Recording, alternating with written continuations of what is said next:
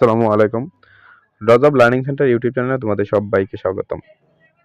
আজকের এই ভিডিওতে আমরা অষ্টম শ্রেণীর বাংলা বইয়ে 93 পৃষ্ঠার যে টপিক উদ্দেশ্য ও ভিদেয় এই টপিকটা নিয়ে আলোচনা করব। প্রথমত আমাদের জানতে হবে উদ্দেশ্য ও ভিদেয় আসলে কি। কোন একটা বাক্যে উদ্দেশ্য হচ্ছে সেটি যার উদ্দেশ্যে কিছু বলা হয়। যেমন আমরা যদি বলি সিনথিয়া বই পড়ছে, এ বাক্যে সিনথিয়াকে উদ্দেশ্য করে কিছু বলা হচ্ছে। তাই এ বাক্যে উদ্দেশ্য হচ্ছে সিনথিয়া।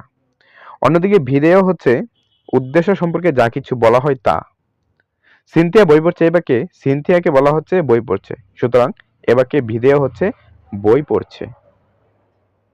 এখানে বেশ কয়েকটি উদাহরণ দেওয়া হয়েছে এবং নিচে বলা হয়েছে উপরের বাক্যগুলোতে কাকে উদ্দেশ্য করে বলা হচ্ছে তা বাম কলামে লেখো, আর তার উদ্দেশ্যে কি বলা হচ্ছে তা ডান কলামে লেখো।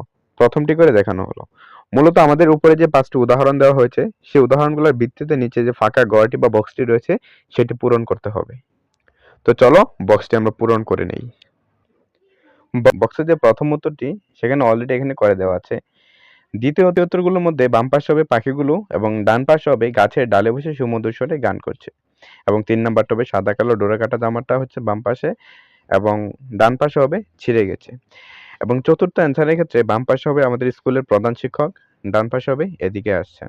এবং লাস্টে যে অ্যান্সারটা সে অ্যান্সারের ক্ষেত্রে বাম পাশে হবে সেলিম সাহেবের ছেলে পিয়াস এবং ডান পাশে হবে সুন্দর হাতের লেখা প্রতিযোগিতায় পুরস্কার পেয়েছে। তো এটি ছিল আমাদের আজকের ভিডিও। ভিডিওটি ভালো লাগলে সাবস্ক্রাইব করতে পারো এবং ভিডিওতে একটি লাইক ও কমেন্ট করতে পারো। ধন্যবাদ সবাইকে।